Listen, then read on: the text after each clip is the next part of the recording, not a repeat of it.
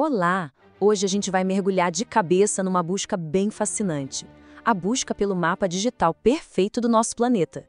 Vamos explorar mapas tão detalhados que eles têm o poder de literalmente moldar o nosso futuro. Dá uma olhada nisso aqui. É um mapa vibrante, super complexo, cheio de informação. Mas sabe, por trás de cada cor, de cada pixelzinho desses, tem uma pergunta que não quer calar. O quão preciso ele é de verdade? Será que dá para confiar? É exatamente isso que a gente vai investigar agora. Pois é, de certa forma a gente vive num planeta de pixels. E entender por que cada pontinho desse no mapa é tão importante, bom, isso é simplesmente crucial para o nosso futuro. E não é pouca coisa não, hein? Governos, cientistas, empresas, todo mundo usa esses mapas para decidir coisas importantíssimas. Desde onde vai passar uma estrada nova, até como combater um incêndio florestal ou proteger uma espécie em extinção. O que está em jogo aqui é gigante. E é justamente aí que entra o protagonista da nossa análise. Um projeto, olha, incrivelmente ambicioso, chamado MapBiomas. A missão deles? Mapear o Brasil inteiro. E não uma vez só não. Ano após ano. Então, o que é o MapBiomas na prática? Pensa assim, é uma iniciativa que junta uma galera de ONGs, universidades e empresas de tecnologia.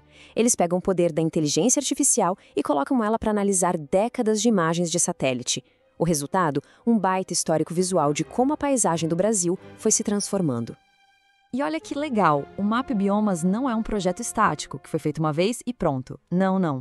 A cada ano, eles lançam uma nova coleção. Cada uma dessas coleções é uma versão melhorada, mais inteligente e, o que a gente espera, mais precisa que a anterior. É um trabalho que nunca para, de puro refinamento.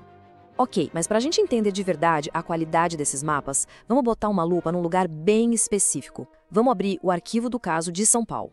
Mas por que logo São Paulo? Simples, porque é um desafio gigantesco. É a região mais populosa do país. Um verdadeiro caldeirão que mistura Mata Atlântica e Cerrado, tudo isso com uma economia superpotente.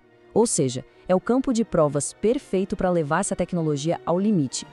A pesquisa usa um termo que é a chave para entender isso: paisagem altamente fragmentada. O que isso quer dizer? Quer dizer que não tem aquelas áreas gigantes e uniformes, sabe? Pelo contrário, é um mosaico super complexo, onde uma cidade, uma fazenda e uma floresta podem estar literalmente uma do lado da outra. Para um algoritmo de computador, separar esse emaranhado, nossa, é muito difícil. Isso nos leva a uma pergunta que parece um paradoxo. Quando que 95% de precisão não é o bastante? Poxa, 95% parece um resultado excelente, não é? Mas e se aqueles 5% de erro estiverem justamente no lugar onde as decisões mais críticas precisam ser tomadas? O problema todo está aqui. Visto lá do espaço por um satélite, uma floresta nativa pode ser muito, mas muito parecida com uma plantação de eucalipto. Só que, na vida real, em termos de biodiversidade, de armazenamento de carbono, de políticas públicas, a diferença é, assim, abissal. Confundir uma coisa com a outra pode levar a decisões, sem exagero, desastrosas.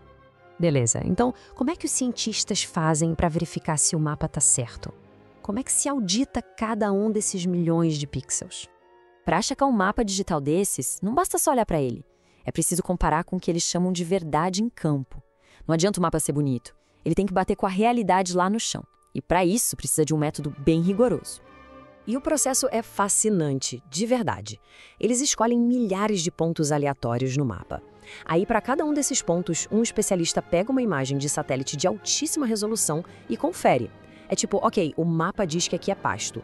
E olha lá, tô vendo umas vaquinhas, ponto pro mapa. Ou então, opa, peraí, o mapa diz floresta, mas isso aqui é claramente uma plantação. É um trabalho de formiguinha super meticuloso.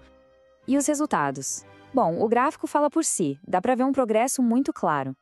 A precisão geral lá em São Paulo pulou de 92% na coleção 3.1 para impressionantes 96% na coleção 7.0. Ou seja, a cada nova versão o mapa fica comprovadamente melhor. Só que, como a gente já conversou, esse número geral não conta a história toda. A revelação de verdade aparece quando a gente começa a olhar para as categorias específicas. É como dizem, o diabo e a ciência também moram nos detalhes.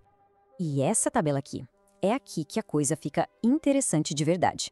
Olha só a floresta plantada. A precisão mais que dobrou. Saltou de uns míseros 41% para excelentes 86%. Pastagem? Nossa, quase perfeito, 98%. Mas, peraí, olha a área urbana.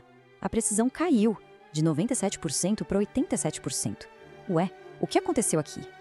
Acontece o seguinte, os algoritmos ficaram craques em diferenciar floresta natural de plantação. Já a queda na precisão das áreas urbanas, por mais estranho que pareça, tem uma explicação. As áreas mais novas de expansão da cidade são menos densas, tem mais solo aparecendo. E lá do espaço, isso acaba confundindo o satélite, que acha que aquilo parece mais uma área rural do que uma cidade cheia.